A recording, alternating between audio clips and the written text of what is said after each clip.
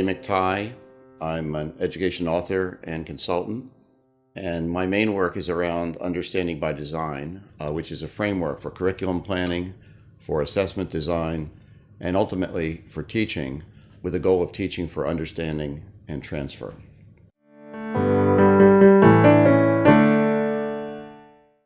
The key ideas in understanding by design are contained in its title, and there are two. Number one, we propose that we teach and assess for understanding and transfer. And some people would say, well, of course, doesn't every teacher want their students to understand what they teach? Well, perhaps, but the devil's in the details. To say we're committed to teaching for understanding raises an immediate question. What's worth understanding in all of the content that we could teach? And this is a challenge for teachers because every subject area has so much content. And there are also some things we value in school that transcend subject or discipline areas, like critical thinking, creativity, the ability to work with others.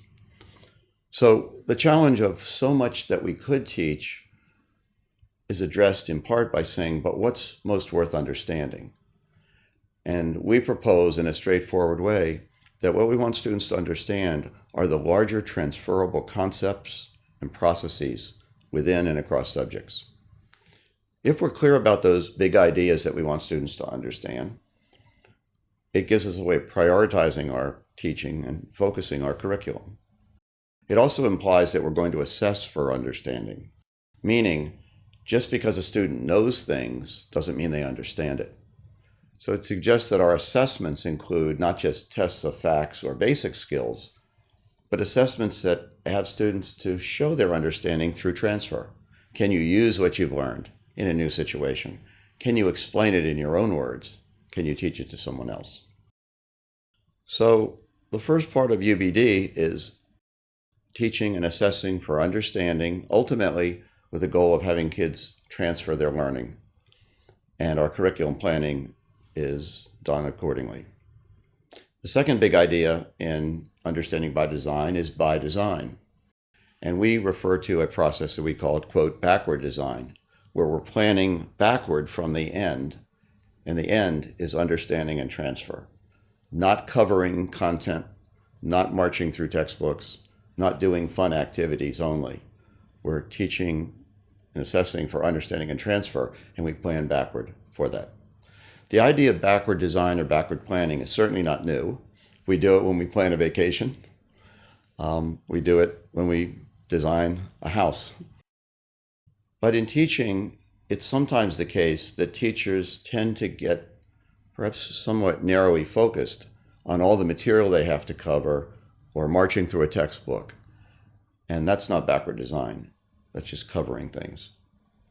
So backward design is a way of thinking, a way of planning, and in UBD we have a planning template that guides teachers in this process.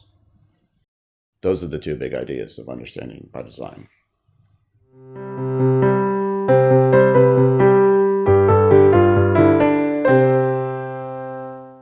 People who have been introduced to understanding by design and want to extend it further, there are a few pieces of advice I'd offer. I'm going to start with teachers. Understanding by design is, I believe, a rich and effective planning framework for planning from curriculum standards or national curriculum or achievement outcomes. But it's not a simple planning framework.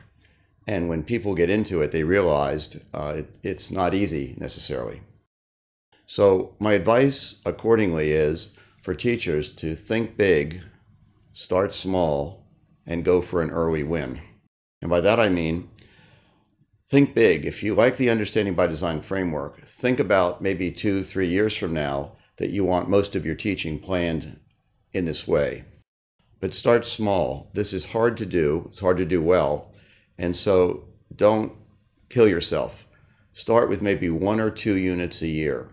If possible, work with a colleague or a team. Try your unit out, revise it based on how it works and what didn't work. And you will find that in so doing, you'll better understand the process. The next unit you develop will be easier. And over time, it will become a way of thinking. The go for the early win part of my advice is to suggest that as a teacher, don't pick your toughest unit or a brand new one you've never taught or one you really don't like. Pick your favorite, pick a unit that has really worked for you in the past. Use understanding by design to embellish and enhance it. That's an early win, and it's easier to build from that than trying to do too much too soon and just overwhelming yourself. Now, for school leaders, the same maxim applies. Think big. If you think the Understanding by Design framework is important and useful, think about how 2, 3, 4 years from now you'd like to see it as the lingua franca in your school, the framework that everyone knows and works with. But that's a long-term goal. Start small. So invite a small group of teachers to try their hand at planning a UBD unit. Let them do it in a team if at all possible. Maybe you even get a substitute or release day for them to work on it and let them try it out. Having a small number of teachers try out UBD and get comfortable with it and see its value will then help you sell it to larger groups. So think big with a long-term goal for your school. Start small, start with volunteers or a small group, and go for an early win. Invite the people who you think will like this, who resonate with this kind of teaching and planning, and who are open and interested in trying new things. One of the best ways of killing UBD at the school level is for a school leader to mandate it for everyone without proper training, support, or rationale of why we're doing this.